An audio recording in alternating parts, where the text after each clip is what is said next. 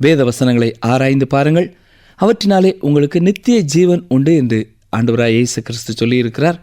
அந்த நித்திய ஜீவனை பெற்றுக்கொண்ட உங்களை ஆண்டவராகிய இயேசுவின் நாமத்தினாலே வாழ்த்துகிறோம். பேதுரு எழுதின பொதுவான முதலாம் நிருபத்தை நாம் சிந்திக்கப் போகிறோம். நாம் இந்த சிறிய புத்தகத்தை 15 நிகழ்ச்சிகளிலே விரிவாக தியானிக்கப் போகிறோம். கர்த்தர் தாமே இந்த வேத வசனங்கள் மூலமாக தம்மை வெளிப்படுத்துவாராக. கவனியங்கள், வாசிக்கிறேன். 1 பேதுரு 1 அதிகாரம் 1 வசனம். இயேசு கிறிஸ்துவின் அப்போஸ்தலனாகிய பேதுரு, அதாவது சீமோன் பேதுரு, இவர் ஒரு கல்வி அறிவில்லாத மீன் பிடிப்பவர் என்று எல்லாராலும் அழைக்கப்படுகிறவர். ஆனால் இயேசு கிறிஸ்துவின் பள்ளியிலே இயேசுவோடு கூட 3 ஆண்டுகளை செலவழித்த எவரும் பேதையாக இருக்க முடியாது. பேதுருவின் கடிதங்கள் இதை நமக்கு நிரூபிக்கிறது. பேதுரு உபதேசங்களை, கோட்பாடுகளை மற்றும் கடினமான காரியங்களை பற்றி சொல்லுகிறவராக காணப்படுகிறார். நீங்கள் இந்த நிருபத்தின் முதல் 5 வசனங்களை பார்ப்பீர்கள் என்றால் அதிலே சிறந்த உபதேசங்களான தெரிந்தெடுப்பு, முன்னறிவு, பரிசுத்தப்படுத்துதல், கீழ்ப்படிதல், இயேசுவின் இரத்தம், திரித்துவம், தேவ கிருபை, ரட்சிப்பு, வெளிப்பாடு, மகிமை, விசுவாசம் மற்றும் நம்பிக்கை போன்ற இத்தனை காரியங்களையும் சொல்லுகிறார். இவ்வளவு குறுகிய வேத பகுதிக்குள் இதற்கும் அதிகமான உபதேசங்களை உங்களால் கொண்டிருக்க இயலாது. வேதத்தின் இந்த சிறந்த கருத்துக்களை அவர் சிறப்பாக கையாளுகிறார். இதிலிருந்து அவர் பேதையான மீன்பிடிக்கும் ஒருவர் அல்ல என்பது தெளிவாக வெளிப்படுகிறது. இந்த நிருபத்திலிருந்து பார்க்கும் பொழுது பேதுருவின் வாழ்க்கையிலே ஒரு பெரிய மாற்றம் நிகழ்ந்திருக்கிறது என்பது தெளிவாக தெரிகிறது. அவர் முன்பு கட்டுக்கடங்காத கோபமுடையவராயிருந்தார். ஆனால் இப்பொழுதோ பொறுமை உள்ளவராகிவிட்டார். அவர் இயேசுவை முதலாவது சந்திக்கும் பொழுது தடுமாறுகிறவராக, பதறுகிறவராக, இடறுகிறவராக இருந்தார். இயேசு கிறிஸ்து அவரை பார்த்து, நீ இப்பொழுது மிகவும் பலவீனமானவனாக இருக்கிறாய், ஆனால் நான் உன்னை பேதுருவாக, கற்பாறை போன்று மாற்றப் போகிறேன். நீ கன்மலையாக இருக்கிற இயேசு கிறிஸ்துவின் மேல் அஸ்திபாரமிடப்பட்டு கட்டப்பட போகிறாய் என்று கூறினார். இயேசு கிறிஸ்து கன்மலையாக இருக்கிறார் என்றும் அவர் மீது சபையானது கட்டப்பட்டுள்ளது என்றும் அப்போஸ்தலனாகிய பேதுரு தெளிவுபடுத்தி கூறியிருக்கிறார். இவருடைய பெயர் பாறை என்று இருப்பதாலோ என்னவோ இவர் அடிக்கடியாக விசுவாசிகளை பார்த்து சிறிய பாறை என்று அழைக்கிறதை அவருடைய நிருபங்களிலே பார்க்கலாம்.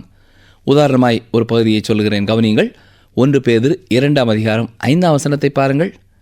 ஜீவனுள்ள கற்களைப் போல ஆவிக்கேற்ற மாளிகையாகவும் கட்டப்பட்டு வருகிறீர்கள். அதாவது வேறு விதமாக சொல்ல வேண்டுமென்றால் ஒவ்வொரு விசுவாசியையும் அவர் பேதுரு என்று அழைக்கிறார். நாம் இந்த நிருபங்களிலே பார்ப்பது போல சீமோன் பேதுரு எப்பொழுதுமே தன்னை உயர்த்தி காண்பிப்பதில்லை.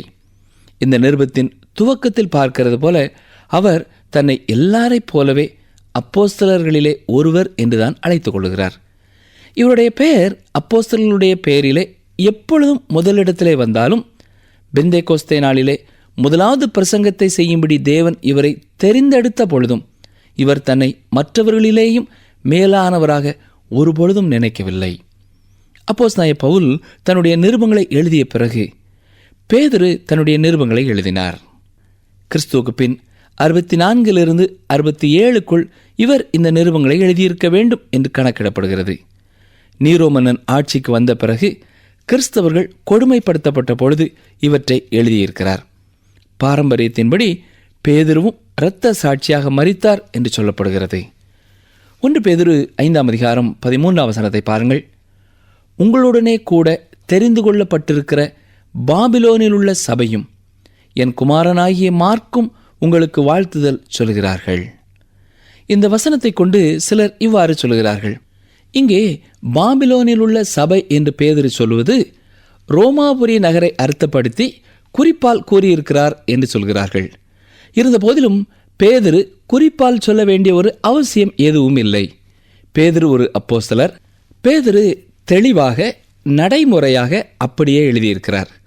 ஒருவேளை அவர் ரோமாபுரி நகரை இவ்வாறு அடையாளப்படுத்தி இருப்பார் என்றால் அவர் ரோமாபுரியை பற்றி ஏதோ சொல்ல விளைந்திருக்கிறார் என்று அர்த்தமாகும், இல்லையா? ஆனால் சீமோன் பேதுரு ரோமாபுரிக்கு ஒருபொழுதும் சென்றிருக்க மாட்டார் என்றே தோன்றுகிறது. அவர் சின்ன ஆசியா பகுதியிலே இருந்திருக்க வேண்டும். இந்த சின்ன ஆசியா என்பது ரோம பேரரசின் மத்திய பகுதியிலே இருந்தது. இவர் அப்போஸ்தலனாகிய பவுலை பின்பற்றினார் என்றே நான் நினைக்கிறேன்.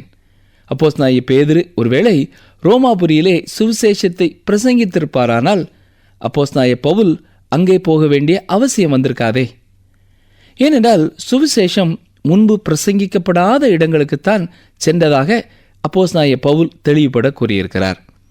ரோமாபுரி அப்போஸ்தலனாகிய பவுலின் ஊழிய பாதையிலே இருப்பதினால் பேதுரு அல்ல, அப்போஸ்தலனாகிய பவுலே ரோமாபுரியிலே சபையை ஸ்தாபித்தார் என்பது மிக தெளிவாக தெரிகிறது. பேதுரு ரோமாபுரியில் அல்ல, பாபிலோனியாவிலேயே இருந்தார் என்று குறிப்பிடுவதற்கு மற்றொரு நம்பத்தக்க வாதம் இருக்கிறது. 1 பேதுரு 1:1 அவர் தரும் பட்டியலை சற்றே கவனியுங்கள். பொந்து, கலாத்தியா, கப்பதோக்கியா, ஆசியா, பித்தினியா என்று கிழக்கிலிருந்து மேற்காக சொல்கிறார். இந்த பகுதிகள் எல்லாம் இப்பொழுது துருக்கி என்று அழைக்கப்படும் முந்திய சின்ன ஆசியா பகுதியிலே இருக்கின்றன.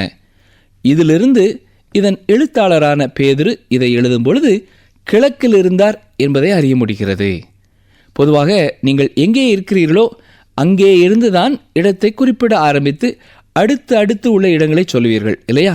எனவே அப்போஸ்தலனாகிய பேதுரு இந்த இடங்களுக்கு கிழக்கிலிருந்தே மேற்காக பட்டியலிடுவதனாலே அவர் பாபிலோன் பகுதியிலே இருந்திருக்க வேண்டும் என்ற முடிவிற்கு வர முடிகிறது.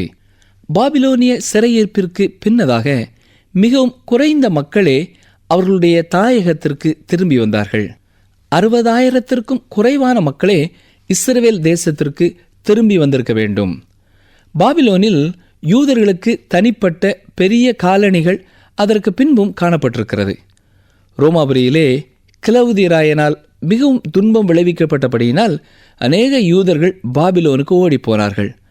உதாரணமாக பிரிஸ்கில்லாலும் ஆக்கிலாலும் ரோமாபுரியிலிருந்து கொரிந்து பட்டணத்திற்கு ஓடிப்போனவர்கள்தான். அநேகர் பாபிலோனுக்கும் ஓடிப்போனார்கள். அன்றைய நாட்களிலே யூதர்களுக்கும் கிறிஸ்தவர்களுக்கும் உபத்திரவம் காணப்பட்டது. பேதுருவின் ஊழியம் பெரும்பாலும் யூதர்கள் மத்தியிலே காணப்பட்டபடியினால் இவர் யூதர்களின் குடியிருப்பு பகுதிகளான சின்ன ஆசியா, குறிப்பாக பாபிலோன் பகுதியிலே ஊழியம் செய்திருப்பார் என்ற அறிவு சார்ந்த முடிவிற்கு வர முடிகிறது.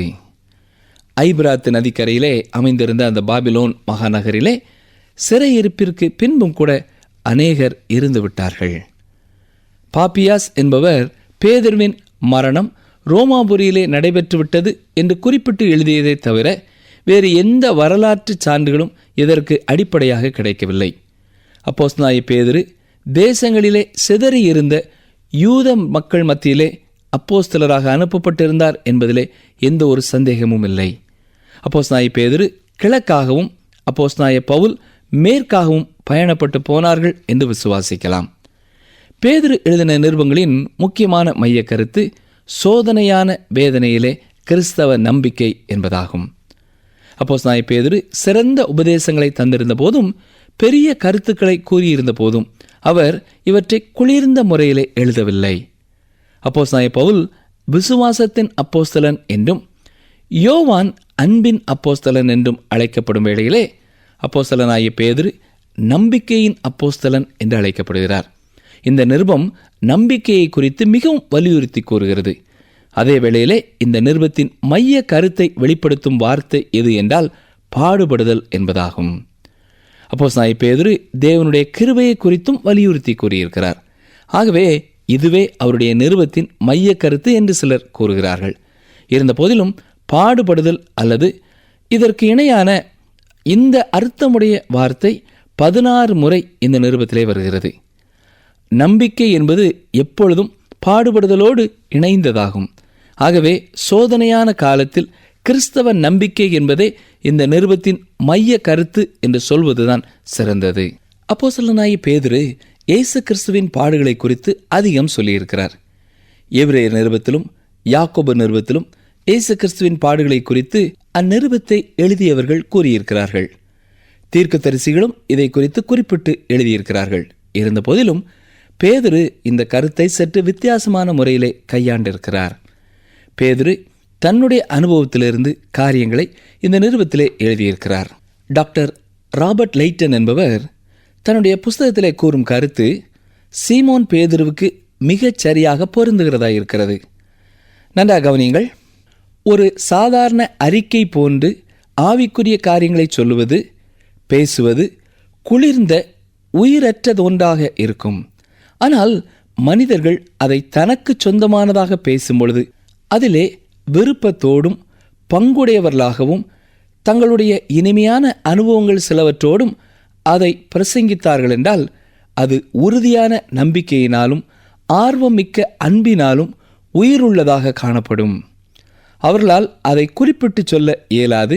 ஆனால் அது நேரடியாக அவர்களுடைய இருதயத்திலிருந்து புறப்பட்டு வந்து மகிழ்ச்சியையும் துதியையும் உண்டாக்கும் என்று எழுதியிருக்கிறார். இந்த ஒரு காரணத்தினாலேயே அப்போஸ்தலனாகிய பேதுரு பாடுபடுதலை குறித்து எழுதும் பொழுது சந்தோஷத்தை வலியுறுத்தி கூறுகிறார். இந்த காரியம் நமக்கு ஒன்றை விளக்குகிறது.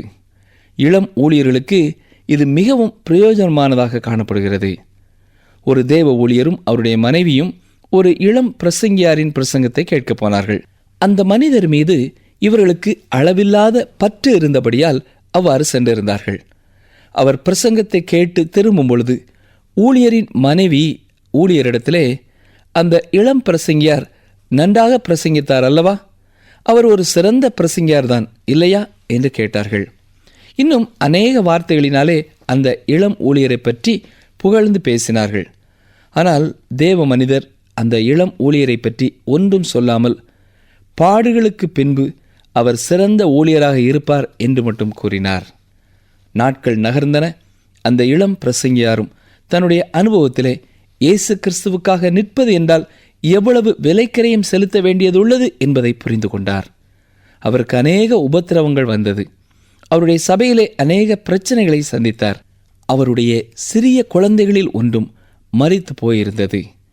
பிறகு அவர் சபையில் பிரசங்கிப்பதை கேட்க இந்த தேவ ஊழியரும் அவருடைய மனைவியும் மற்றும் ஒரு நாள் சென்றார்கள். பிரசங்கம் முடிந்த பின்னர் அவருடைய மனைவி ஊழியரிடத்திலே, இப்பொழுது அந்த இளம் பிரசங்கியாரை பற்றி என்ன நினைக்கிறீர்கள் என்று கேட்டார்கள். அப்பொழுது ஊழியர், அவர் ஒரு சிறந்த பிரசங்கியார் என்று வாய்விட்டு புகழ்ந்தார். பார்த்தீர்களா, உபத்திரவம் அந்த வித்தியாசத்தை ஏற்படுத்திவிட்டது. இன்னொரு தேவ ஊழியர் தன்னுடைய இளம் வயது ஊழியத்தை குறித்து இவ்வாறு கூறியிருக்கிறார். நான் இளைஞனாய் இருந்த பொழுது நான் கர்த்தருக்காக வைராக்கியமாக நிற்பதை குறித்து அதிகமாக பிரசங்கித்திருக்கிறேன். நான் அதிகமாக மருத்துவமனைக்கு ஊழியத்திற்கு சென்று மக்களுக்கு ஆறுதல் சொல்லி ஜெபித்து வந்திருக்கிறேன். தேவன் அவர்களோடே இருப்பதாக வாக்கு பண்ணி உற்சாகப்படுத்துவேன். நான் பிரசங்கியாராக ஆன பொழுது என்னுடைய அனுபவத்திலே பார்த்திராத கண்டிராத காரியங்களையும் தைரியமாக பிரசங்கித்தேன். நான் அதை விசுவாசித்தேன், ஆனால் ருசித்து பார்த்ததில்லை. ஆனால் ஒரு நாள் வந்தது, எனக்கு உடல்நிலை சரியில்லாமல் மருத்துவமனையிலே சேர்க்கப்பட்டேன். அப்பொழுது இன்னொரு ஊழியர் என்னை பார்த்து ஆறுதல் படுத்தி ஜெபிக்க வந்தார். அவர் ஜெபித்துவிட்டு கடந்து போகும் பொழுது நான் அவரிடத்திலே, அருமையான ஊழியக்காரரே, நீங்கள் இப்பொழுது செய்ததையே நானும் முன்பு செய்து கொண்டு வந்தேன்.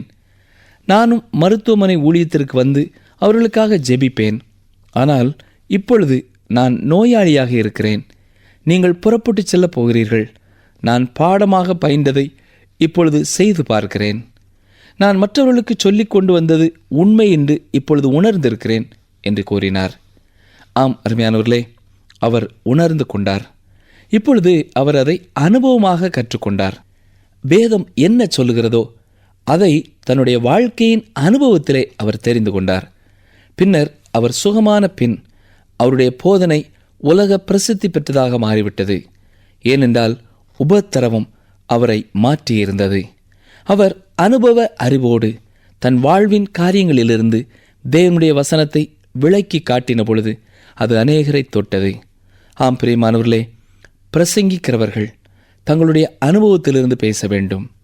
அதாவது அவர்கள் தேவனோடு நெருங்கி வாழ்கின்ற அனுபவம் உடையவர்களாக ஜெபித்து வேதம் வாசித்து அதனை தனது வாழ்க்கையின் அனுபவத்திலே உணர்ந்தவர்களாக விசுவாசமுடையவர்களாக இருந்து பிரசங்கிக்கும் பொழுது அது மிகப்பெரிய பலனை தருகிறதாய் இருக்கிறது. சீமோன் பேதுரு உபத்திரவத்தை குறித்த ஒரு பாடத்தை நமக்கு போதிக்கப் போவதில்லை. அவர் தன்னுடைய சொந்த அனுபவத்திலிருந்து பேசப் போகிறார். ஆகவே அது நமக்கும் அனுபவமாக போகிறதுனாலே மிகச் சிறந்ததாக மாறப்போகிறது. நாம் இப்பொழுது 1ஆம் அதிகாரத்தை சிந்திக்கப் போகிறோம். இன்றைய நிகழ்ச்சியிலே முதல் வசனத்தை மாத்திரம் பார்ப்போம். இன்று அநேகர் தங்களுடைய இரட்சிப்பை குறித்து உறுதியுடையவர்களாக இல்லை. ஒரு விசுவாசி விசுவாசத்தில் பாதுகாப்பாய் காணப்பட வேண்டுமென்றால் தாங்கள் விசுவாசிக்கும் உபதேசத்தில் உறுதியாயிருக்க வேண்டும். நம்முடைய இரட்சிப்பை குறித்து ஒரு உறுதிக்குள் வர காலம் அதிகமானாலும் நாம் உபதேசத்தின் மேல் வைக்கும் விசுவாசத்தில் உறுதியாயிருக்க வேண்டும். ஆனால் இந்த அநேகர் தங்களுடைய இரட்சிப்பை உறுதிப்படுத்த முடியாமல் காணப்படுகிறார்கள். ஏன்? உபத்திரவமும் விசுவாசியின் பாதுகாப்பும் ஒன்றுக்கொன்று இணைந்து செல்லக்கூடியது. இது எதை பிறப்பிக்கிறது என்று உங்களுக்கு தெரியுமா? சந்தோஷத்தை பிறப்பிக்கிறது. இதை உங்களால் சிந்தித்து பார்க்க முடிகிறதா? சரி, 1வது வசனத்தை பாருங்கள். அங்கே அர்த்தம் பொதிந்துள்ள வார்த்தைகள் காணப்படுகின்றன. வாசிக்கிறேன். 1 பேதுரு 1ஆம் அதிகாரம் 1ஆம் வசனம். இயேசு கிறிஸ்துவின் அப்போஸ்தலனாகிய பேதுரு, பொந்து, கலாத்தியா, கப்பதோக்கியா, ஆசியா, பித்தினியா தேசங்களிலே சிதறி இருக்கிறவர்களில். முதலாவதாக பேதுரு என்ற பெயரின் அர்த்தத்தை பார்ப்போம். அவருடைய பெயருக்கு பாறை என்ற அர்த்தம். அவர் பாறை போன்ற மனிதர். இப்பொழுது அவர் பெந்தேகோஸ்தே அனுபவத்தை எல்லாம் தாண்டி வந்து நிற்கிறார். இயேசு கிறிஸ்துவிற்காக சாட்சியாக நிற்பது என்பது என்ன என்பதை இப்பொழுது அவர் அறிந்திருக்கிறார். அவர் கைது செய்யப்பட்டு சிறைச்சாலையிலே போடப்பட்டார். அவர் பயமுறுத்தப்பட்டார். தான் சிலுவையிலே அறையப்படுவது வருகிறது என்பதை அவர் உணர்ந்தவராக இருந்தார். தான் பேசுகிறதை குறித்து பேதுரு அறிந்தவராய் இருந்தார். ஒரு ஊழியர் இவ்வாறு சொல்கிறார்: நான் இறையியல் கல்லூரியிலே பணிபுரியும் பேராசிரியர்களால் கவரப்படவில்லை. ஏனென்றால் அவர்களுக்கு ஊழிய தளத்தில் உள்ள நேரடி அனுபவம் இல்லை. அவர்களிலே சில இளம் வாலிபர்களை ஊழியத்திற்கு தங்களுடைய போதனையினால் உருவாக்குகிறார்கள், அவ்வளவுதான். அது அவர்களுடைய அனுபவத்திலிருந்து வருகிறதில்லை. அவர்களுக்கு சபையிலே ஊழியத்திலே உள்ள பிரச்சனைகளை குறித்து அனுபவமே இல்லை. கிறிஸ்துவிற்காக பாடுபடுதல் என்றால் என்ன என்று கூட தெரியாது. ஆனால் பேதுருவின் நிருபத்தை வாசிக்கும் பொழுது ஒன்றை அறிந்து கொள்ள முடிகிறது. அவர் தான் பேசுகிறதை குறித்து அறிந்து வைத்திருக்கிறார். அதாவது அனுபவத்திலே உண்மை என்று கண்டிருக்கிறார். ஆகவே நான் பேதுரு சொல்லுகிறதை கேட்க விரும்புகிறேன் என்று சொல்கிறார். ஆம், அருமையான சகோதரனே, சகோதரியே, பேதுரு தன்னுடைய நிருபத்திலே தன்னுடைய அனுபவத்தை தான் எழுதி வைத்திருக்கிறார். தான் கூறுவதை அவர் அறிந்திருந்தார். இவ்வாறு வேத வார்த்தைகளை அனுபவமாக்கி கொண்டவர்களின் வார்த்தைகளையே மக்கள் கேட்க விரும்புகிறார்கள். உங்களுக்கு வேத வார்த்தையின்படி வாழ்கிற அனுபவம் உண்டா? நீங்கள் வேதத்தை பற்றி பேசுகிறதை அனுபவித்து பார்த்து பேசுகிறீர்களா? இயேசு கிறிஸ்துவின் அப்போஸ்தலனாகிய பேதுரு என்று இந்த வசனம் ஆரம்பிக்கிறது. பேதுரு இயேசு கிறிஸ்துவனுடைய அப்போஸ்தலர். இதை மாத்திரமே அவர் உரிமை பாராட்டுகிறார். அவர் அப்போஸ்தலர்களில் முதன்மையானவராக இருந்தாலும் அவர் தன்னை உயர்த்தி சொல்லவில்லை. அப்போஸ்தலனாகிய பவுல் அப்போஸ்தலர்களை சந்திப்பதற்காக எருசலேம் சென்றபொழுது அவர் பேதுரு, யாக்கோபு, யோவான் போன்றவர்களோடு பேசினார். அவர்கள் எல்லாரும் சபைக்கு தூண்கள் போல காணப்பட்டார்கள் என்று அப்போஸ்தலனாகிய பவுல் சொல்கிறார். ஆனால் அவர் சுவிசேஷத்தை அவர்களிடத்திலிருந்து கற்றுக்கொள்ளவில்லை. அவர் வெளிப்பாட்டின் மூலமாக இயேசு கிறிஸ்துவிடத்திலிருந்து நேரடியாக பெற்றுக்கொண்டதாக தெளிவுபடுத்துகிறார். எந்த இடத்திலுமே அப்போஸ்தலனாகிய பேதுரு தன்னை பெருமைப்படுத்திக் கொண்டதில்லை. அவர் ஒரு அப்போஸ்தலர், அவ்வளவுதான். பொந்து, கலாத்தியா, கப்பதோக்கியா, ஆசியா, பித்தினியா தேசங்களிலே சிதறி இருக்கிறவர்களில் என்று பார்க்கிறோம். இவர் சிதறி இருக்கிற பரதேசிகள் போல காணப்பட்ட யூதர்களுக்கு இந்த நிருபத்தை எழுதியிருக்கிறார். யூதர்கள் ரோம பேரரசு எங்கிலேயும் சிதறடிக்கப்பட்டிருந்தார்கள். இவர்கள் தங்கள் தாயகத்திலே குடியில்லாததால் பரதேசிகளாக காணப்பட்டார்கள். உபத்திரவத்தினாலும் மற்றும் பல காரணங்களினாலும் இவர்கள் ரோம பேரரசு முழுவதிலும் பரவி குடியிருந்தார்கள். இந்த பகுதிகள்தான் இன்றைய துருக்கி பகுதியாக காணப்படுகிறது. முன்பு சின்ன ஆசியா பகுதியாக காணப்பட்டது.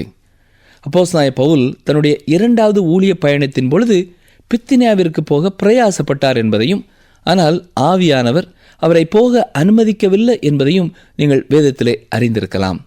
சீமோன் பேதுரு ஏற்கனவே இந்த பகுதியிலே சுவிசேஷத்தை அறிவித்திருந்தபடியினால் அப்போஸ்தலனாகிய பவுல் சுவிசேஷம் சொல்லப்படாத பகுதிக்கு போக வேண்டும் என்று ஆவியானவர் விரும்பினபடியினால் இவ்வாறு நடந்தது என நாம் விசுவாசிக்கலாம்.